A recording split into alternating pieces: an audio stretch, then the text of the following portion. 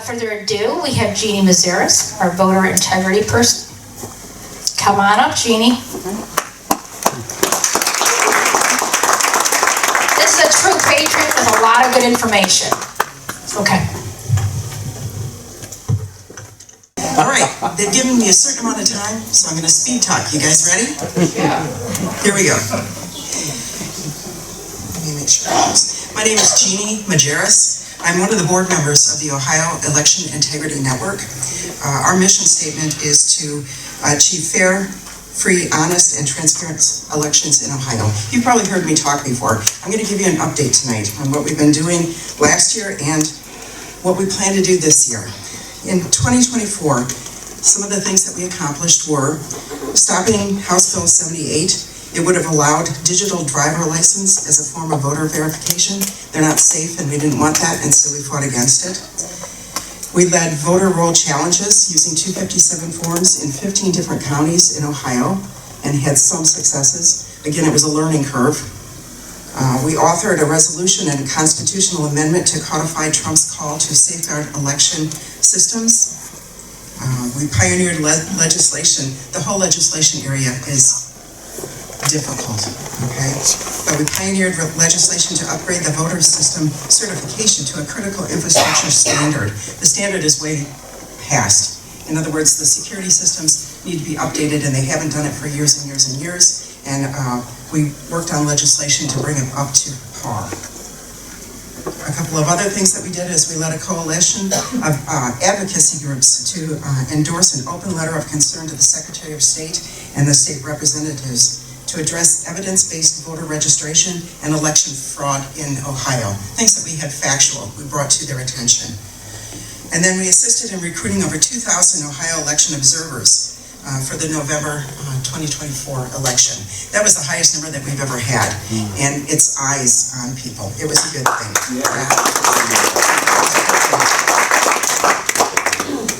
So in November, after the election, we took a huge deep breath, and everybody kind of relaxed a little bit, or a lot, because we've been working like crazy. And at the beginning of this year, when Trump was brought into his administration, it's like Christmas every day to me, okay? I know that you probably heard that with other people, but it's... I say that all the time. I know. I might not agree with everything that he does, but it's like Christmas every day. And then at the beginning of the year, we defined what are OEIN's next steps in election integrity in 2025. Those are the things that I want to talk about today. There are 4 different areas that we're going to focus on: building up county task forces, legislation, voter rolls, and we smushed together media, education, and communication because they all kind of run together when you start talking about election integrity. The first one, building up county task forces. We currently have people engaged from 51 of the 88 Ohio counties. Engaged, I'm using loosely, okay? We have some people that sit in on meetings. Not everybody is active, but there are 51 different counties that tune into what we have to say. Of those, we have task force leaders in 24 of those counties. We want a task force leader in every county, and so that is a focus for this year. We want to help establish and build county task forces. In those counties that have forces already, we want to build them up even greater. And for those counties that we don't have anybody in, we want to find contacts, people that are interested in election integrity, and we want them to come on board with us and start building their own county task force. We want to appoint leaders, mentor leaders, and then recruit members. Okay. Basic goals. We want it to go across all of the counties in Ohio. The second area of focus is legislation. I told you a minute ago it was kind of a murky area. It's an area that we didn't have a whole lot of experience in. And so for the last 2 years, we've had some hits and we've had some misses. But we know that in 2025, the Ohio legislature, they restart for the year. All the bills that were from last year kind of die, and then they reestablish new bills under different bill numbers. And we wait for the first month or 2 to see what they brought up, and then we decide, what's a good law, what's a bad law, that they're trying to bring to legislation. We want to monitor the new legislation so that we can get a voice in if we think that it is not a good piece of legislation. And we want to lobby against poor legislation, really make noise about it. This is an area that you guys can help in, and I'll tell you about that in a minute. We also want to author some new, I don't know if I lost it, John, new election integrity legislation. Every year, new bills come up, new initiatives are started. Some are good, some are bad. We'd like to have more of a voice in that. A third area of focus are the voter rolls. We want to advance and grow the voter roll challenges.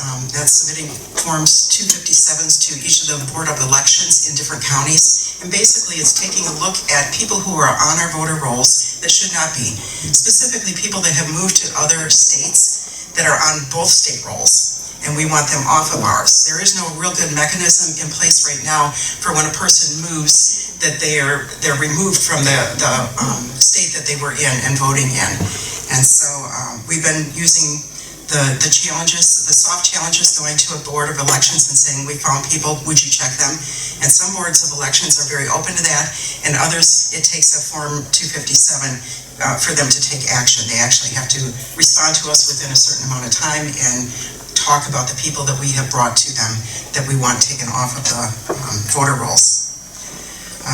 We want to be able to show where voter roll fraud has happened, where we found it, and we want to let them know that we're watching. That's a really big deal. When people know that you're watching, like the observers and on the voter rolls, they do things more properly than if you're not. And so we want them to know. We also want to partner with them. We don't want an adversarial kind of relationship. We want to partner with our boards of elections so that they know when we come to them, we have legitimate concern and that they don't just, poo-poo it, but they actually pay attention to it. Our Board of Elections in Lake County has been very open to this, and so just for your information. And then the fourth area of focus for 2025 is media communications and education. We have a lot of things coming up this year that you're going to want to know about, and we are looking for additional ways to let folks know what's happening in election integrity in Ohio. All right. We have, for example, Senate Bill 63. It's about ranked choice voting. And maybe you know and maybe you don't know, but ranked choice voting is something that we do not want, okay? It's not auditable, it disenfranchises people, it's not a proper way of voting, okay?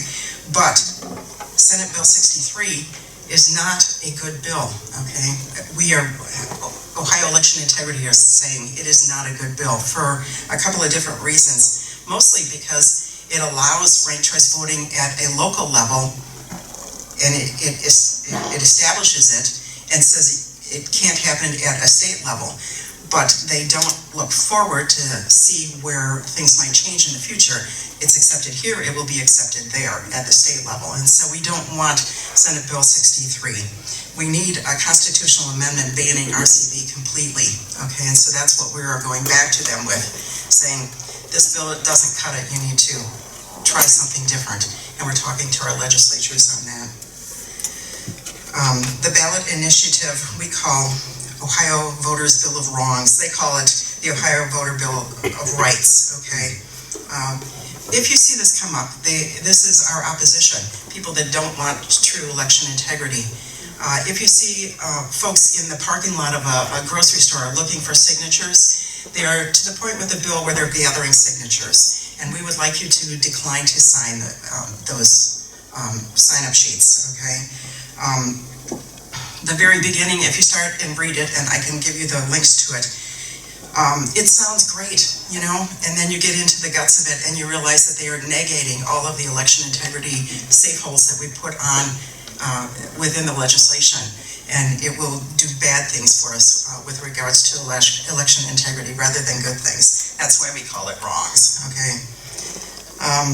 We also want to communicate and educate on the importance of close primaries in Ohio. Right now they're open, and we know that people cross over and vote for the non-primary candidate, okay, of the other party, so that their opposition is not so great when they actually bring their candidate out. There is a national, this is for your information and what we're trying to also educate and communicate. There's a national initiative for a U.S. Citizens Election Bill of Rights. That's a good thing, okay? The things that are in there, and again, I can give you a link if you're interested. It is a good initiative.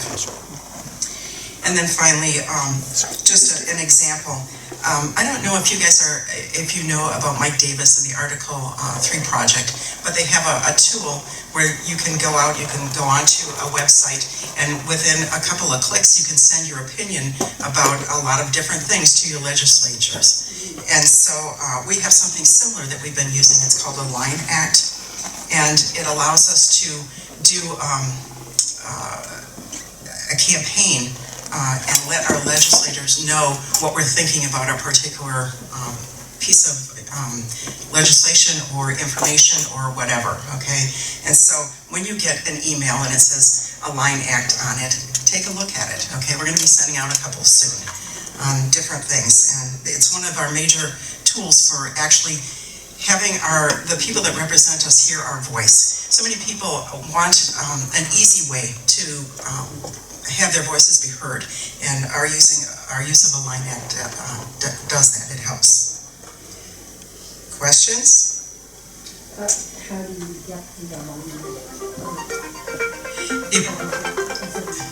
It is not, it's an app for us, but it would come to you as an email.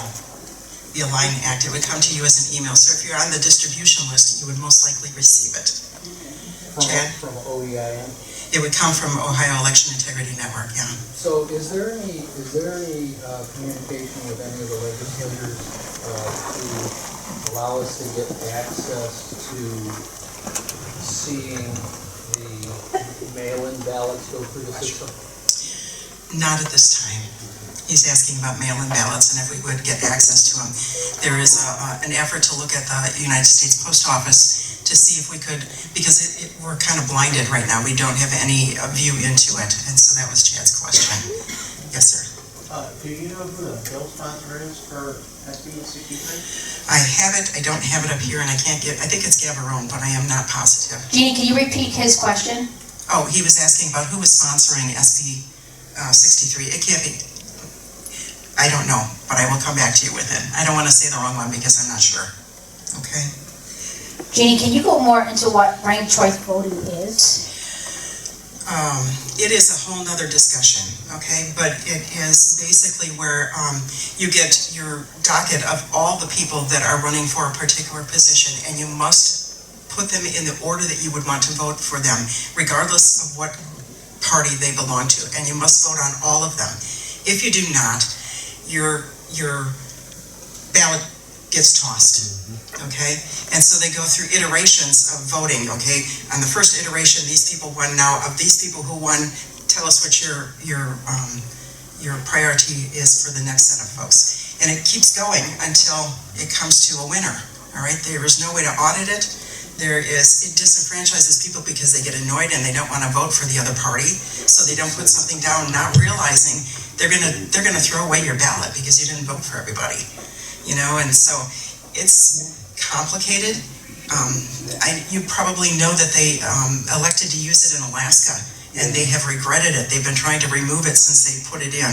And so ranked choice voting is something we definitely want to kick to the curb as quickly as we can. All right, I'm going to go on. I'll take more questions at the end, because I know she's going to look at me and say, No, it's okay. No, it's okay. We're good. We're good. all right. So additionally, I wanted to say that at a national level, the SAVE Act is being expanded, and this may address some of our Ohio concerns. However, we still need to hit the gas pedal on all of the things that we want to work on, because we're not sure really what the Trump administration will be able to accomplish, what they'll be able to push through. So we don't want to tarry and then get skunked at the end. Right? Our election integrity opposition, the left usually, uses titles, names, and words to cause confusion. And they are really, really gearing that up this year, okay? Hence the Ohio Voter Bill of Wrongs, okay? And we need to loudly be the voice of reason and clarity. And hopefully with some of the tools that we have, when you receive the emails and things, you'll be able to have your voice be heard by using those tools with us. The goals for Lake County. I'm looking for a task force leader for Lake County. I've been trying to do it both at the state level and at the county level, and it's been difficult. I've been neglecting the county level. We want to continue to build a presence in the Board of Elections office. We want to become a partner and liaison with the Board of Elections, continue with the voter roll analysis, and recruit more people for both poll working and for observing. Actions, if you want to take action, You can sign up on our website. I have cards at the back that have the website name on it, so you could get to it. You could attend the OEIN Zoom meetings on Monday evenings to hear what we're doing, so you can see if you would like to join us in any of the initiatives that we are up to. You can join us on Twitter, see what the different tweets are, X are coming out. You could pick a key election issue and learn about it and then apply it.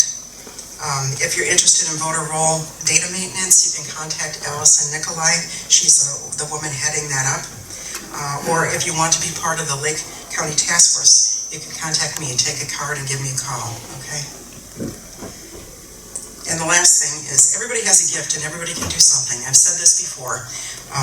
You can sign up tonight for our distribution list if you choose. You can become a member on our website for more detail. You can take my card and make contact.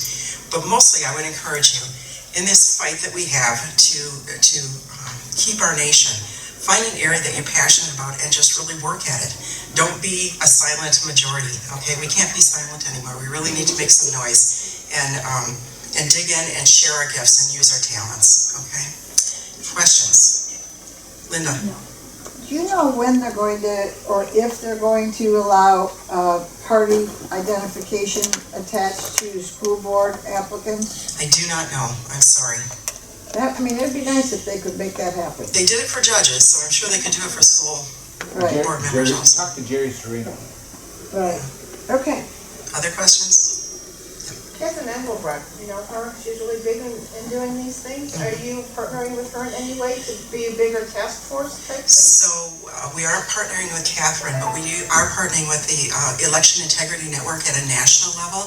And the person who basically is seen for that is Cleta Mitchell, who was one of Trump's legal advisors. Okay, she started things out at a national level. We get support from the national level, and you can tune into other states. Like, I'm from Wisconsin. Sometimes I get on the Wisconsin calls because I want to hear what's happening there.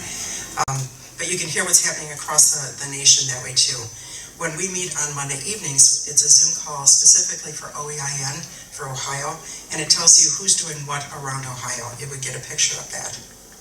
Other questions? Yes. Are you familiar with Dr. Corsi's work with algorithms in the database? So we had Dr. Corsi here last fall, and I don't know if anything has come from his analysis and his stuff. I haven't heard like a bottom line on it. And that's true of several different initiatives that are out there, not just Dr. Corsi. If you have more info, I'd be interested. I have his website and some of the more recent things that I can give you. Okay. Other questions? Brian? It's more of a comment. Lake County Board of Elections, Dante Lewis is the director. He's been extremely transparent with me whenever we have questions or some issues. I've even interviewed him in his office. So if you have any issues that you would like me to ask about, what's happening in Lake County, he's more than willing to, step up and help. Yeah, I have found the same with Dante. I've been attending the BOE meetings, and so they know who we are and they know, what we're trying. Bill Baxter worked on some of the 257 forms that we took into the Board of Elections to see if they would remove certain people that had moved out of Ohio, and he was open to doing that process in the whole shot. They have been very friendly with us, and we do want a good relationship with them, so yeah, it's good. That's it. That's all I had. Thank you so much for listening. Any other questions?